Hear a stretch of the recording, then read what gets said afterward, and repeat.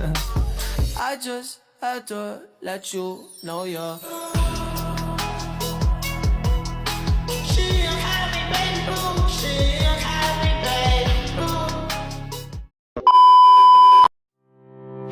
Assalamualaikum warahmatullahi taala wabarakatuh. Selamat siang Bapak Aang Kisnu Dermawan sebagai dosen pengampu dari mata kuliah pada hari ini. Nah, saya Vina Nurul Layali, Prodi Teknik Informatika Universitas Islam Madura.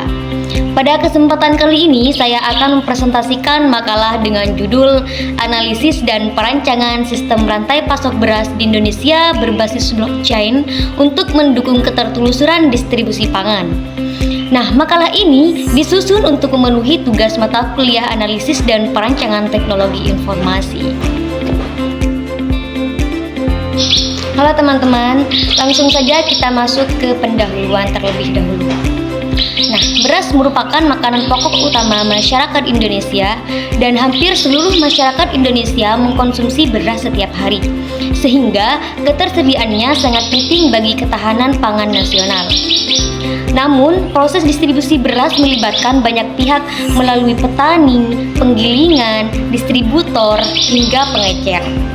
Kondisi ini sering menimbulkan permasalahan seperti kurangnya transparansi data dan sulitnya menelusuri asal produk. Oleh karena itu, dibutuhkan sistem yang mampu meningkatkan transparansi dan keamanan data, salah satunya dengan menggunakan teknologi blockchain. Berdasarkan latar belakang tersebut, terdapat beberapa rumusan masalah yang dibahas dalam makalah ini. Yang pertama, bagaimana kondisi sistem rantai pasok beras di Indonesia saat ini? Dan yang kedua, apa saja permasalahan yang terjadi dalam distribusi beras? Dan yang ketiga, bagaimana penerapan teknologi blockchain dalam rantai pasok beras? Dan yang terakhir, bagaimana perancangan sistem berbasis blockchain untuk meningkatkan transparansi distribusi pangan? Nah, adapun tujuan dari makalah ini yaitu untuk menganalisis kondisi rantai pasok beras di Indonesia serta mengidentifikasi berbagai permasalahan yang terjadi dalam proses distribusi.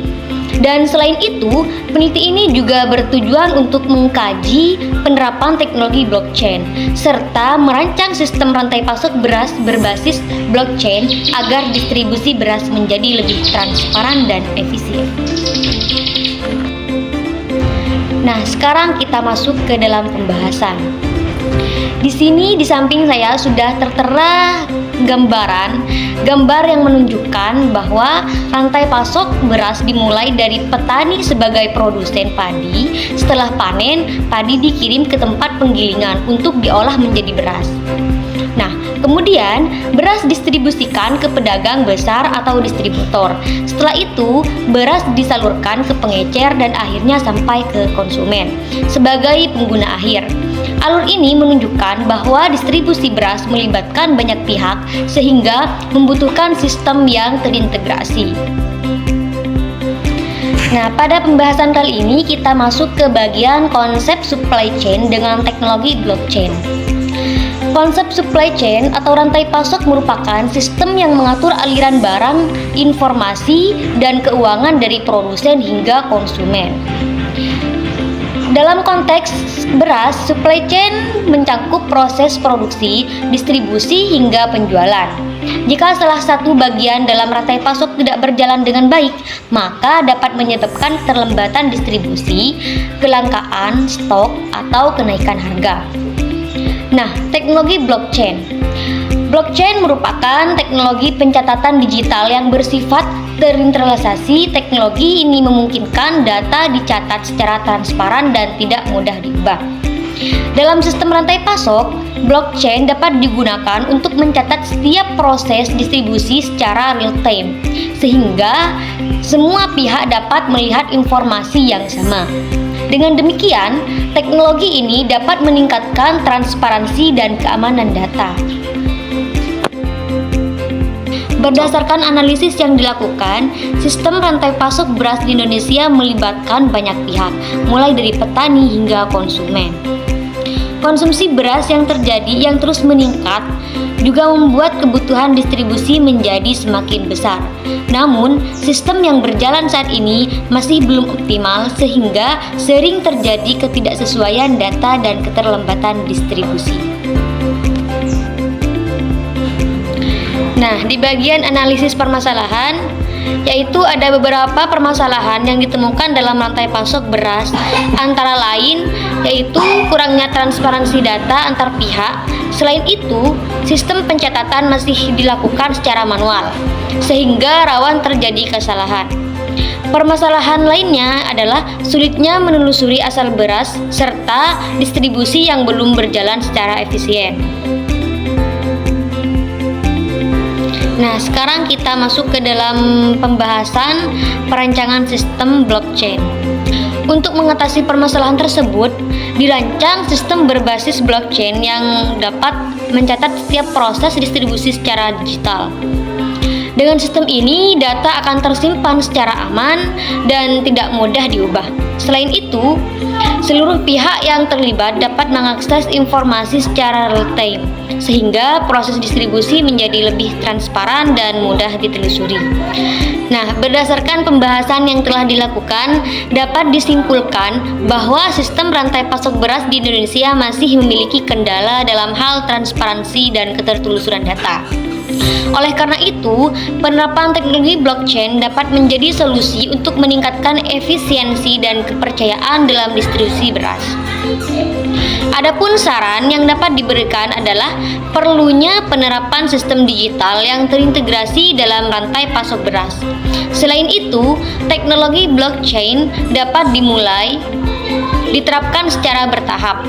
Penelitian selanjutnya juga diharapkan dapat mengembangkan sistem ini sehingga tahap implementasinya nyata.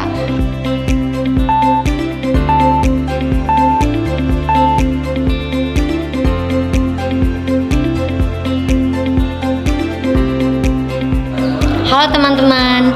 Nah, sekarang kita lanjut ke pembahasan mereview 10 paper. Nah, di sini sudah tertera 10 paper yang akan direview. Tapi saya akan mereview beberapa paper saja. Nah, sekarang kita lanjut ke bagian paper yang pertama.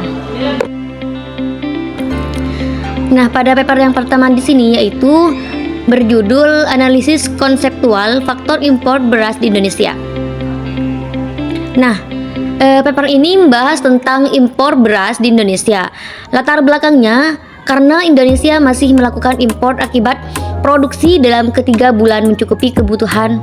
Tujuan penelitian ini adalah menganalisis faktor penyebab impor beras. Metode yang digunakan adalah kuantitatif deskriptif dengan analisis SWOT, dan hasil penelitian menunjukkan bahwa impor dipengaruhi oleh pertumbuhan penduduk, konsumsi beras yang tinggi, produksi yang tidak seimbang, dan kurangnya diversifikasi pangan.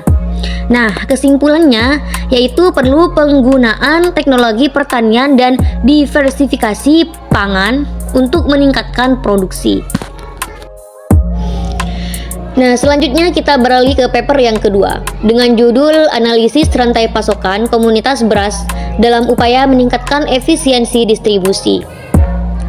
Nah, paper kedua ini membahas tentang analisis rantai pasokan beras dan latar belakang penelitian ini karena distribusi beras belum menggunakan manajemen yang optimal. Tujuan penelitiannya yaitu menganalisis rantai pasok dalam pengolahan komoditas beras, serta metode yang digunakan yaitu deskriptif kualitatif. Dan hasil penelitian menunjukkan alur rantai pasok dimulai dari petani, kemudian ke pengepul, lalu ke pengolah, dan akhirnya ke distribusi ke konsumen. Dan kesimpulannya yaitu diperlukan perencanaan dan strategi yang baik agar rantai pasok lebih optimal. Kemudian kita lanjut ke paper yang ketiga yaitu dengan judul Analisis Pasok Beras Menggunakan Pendekatan Supply Chain Operation References.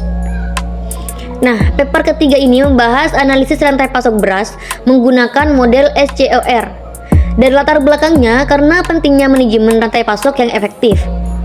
Tujuan penelitian adalah mengetahui aliran produk, aliran uang dan aliran informasi pada rantai pasok beras.